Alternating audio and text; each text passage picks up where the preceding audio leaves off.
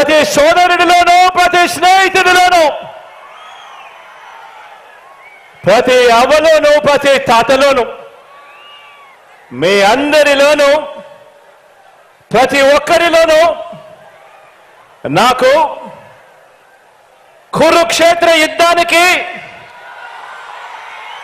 సిద్ధమైన పాండవ సైన్యం సేనాధిపతులు ఇక్కడే కనిపిస్తా ఉన్నారు. ఈ వేదికలో నుంచి ఇక్కడే చూస్తా ఉంటే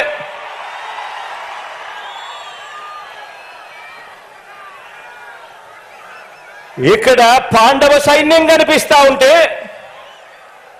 అక్కడ కౌరవ సైన్యం ఉంది. వారి సైన్యంలో దుష్ట చతుష్టయం ఉంది. గజదంగల ముఠా ఉంది. వాళ్లకు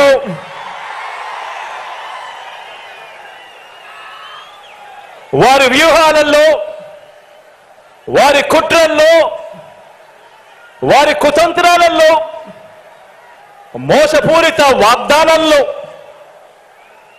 వెన్నుపోట్లు, పొత్తులు, ఎత్తులు, జిత్తుల పద్మవ్యూహం కనిపిస్తా ఉంది అక్కడ. కానీ పద్మవ్యూహంలో చిక్కుకొని వారి బాణాలకు బలైపోవడానికి ఇక్కడ ఉన్నది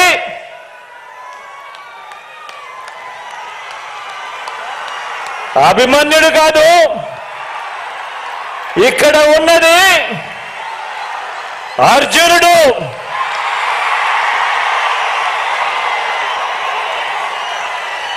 ఆ అర్జునుడికి తోడు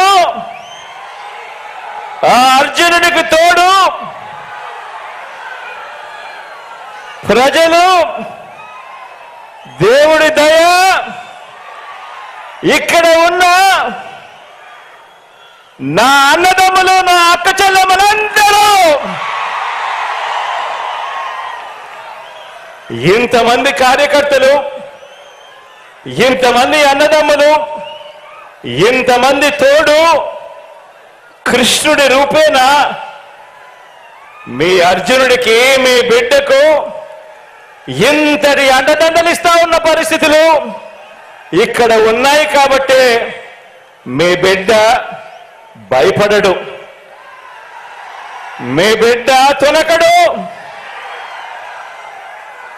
మీ బిడ్డకు మీ అందరి అండదండలు ఉన్నంత కాలం,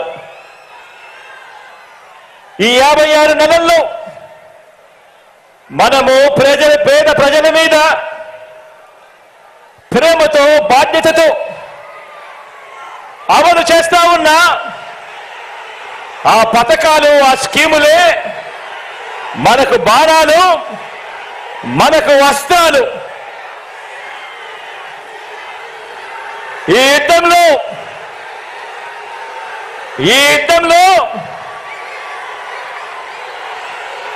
175కు 175 టార్గెట్. 175కు 175 వైఎస్ఆర్ కాంగ్రెస్ పార్టీ టార్గెట్. ఈ యుద్ధంలో వైఎస్ఆర్ కాంగ్రెస్ పార్టీ గెలిపే లక్ష్యంగా దేవుడి దయతో మనం ప్రతి ఇంటికి, మనం ప్రతి ఊరికి, మనం ప్రతి ప్రాంతానికి చేసిన మంచి వల్ల చంద్రబాబుతో సహా అంతా కూడా ఓడాల్సిందే అని చెప్పి కూడా ఈ సందర్భంగా చెప్పడానికి గర్వపడతా ఉన్నా.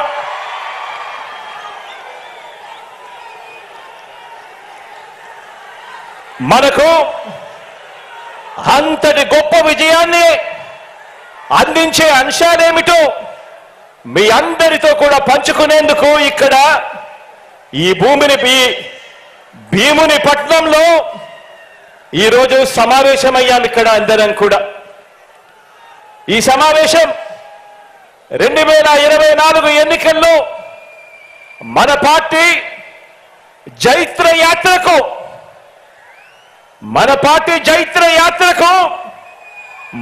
25 ఏళ్ల పాటు మన సంక్షేమ, అభివృద్ధి పాలన కొనసాగింపునకు సన్నాహక సమావేశం ఈరోజు ఇక్కడ ఈ భీముని పట్నంలో జరుగుతా ఉంది. ఈ సమావేశం మన పార్టీని భుజాన మోస్తా ఉన్న కార్యకర్తలు, లీడర్లు, అభిమానులకు, ఆత్మీయులకు మరింత ఆత్మవిశ్వాసం నింపే సమావేశం ఈరోజు ఈ భీముని పట్నంలో జరుగుతా ఉంది. ఈ సమావేశం మేనిఫెస్టో ద్వారా మనం ఇచ్చిన ప్రతి మాట అధికారంలోకి వచ్చిన తరువాత త్రికరణ శుద్ధితో ఆ మేనిఫెస్టోలో చెప్పిన ప్రతి మాటను నెరవేరుస్తూ ఆ మేనిఫెస్టోను ఒక బైబిల్గా, ఆ మేనిఫెస్టోను ఒక భగవద్గీతగా, ఆ మేనిఫెస్టోను ఒక ఖురాన్గా భావిస్తూ ఏకంగా 99% హామీలను నెరవేర్చిన పార్టీగా మీతో నా ఆలోచనలను పంచుకునేందుకే ఈ సమావేశం. గతంలో ఎప్పుడైనా కూడా గమనిస్తే ఎన్నికలకు ముందు పార్టీలు మేనిఫెస్టో అని చెప్పి, ఎన్నికల ప్రణాళిక అని చెప్పి రిలీజ్ చేస్తాయి. ఎన్నికలు అయిపోయిన తర్వాత చెత్తబుట్టలో వేస్తా ఉన్న సాంప్రదాయాన్ని మనం చూసాం. మొట్టమొదటిసారిగా నేను చెప్తా ఉన్నా, మీ బిడ్డ ప్రభుత్వం దాన్ని మార్చింది అని చెప్పి.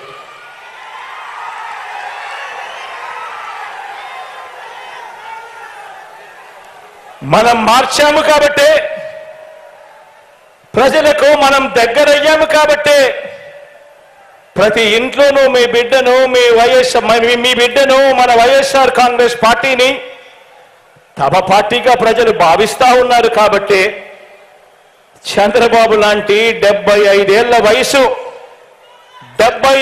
వయసు మళ్ళిన నాయకుడు, ఆ చంద్రబాబు నాయుడు గారు ఒంటరిగా పోటీ చేసే ధైర్యం లేక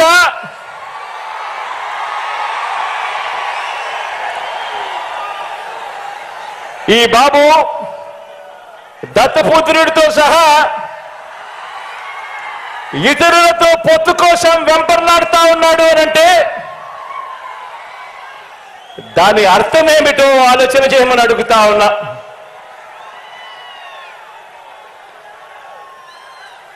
ఈ చంద్రబాబుకు తాను ఫలానా మంచి పని చేశానని కానీ, తాను ఫలానా మంచి స్కీమును తెచ్చానని కానీ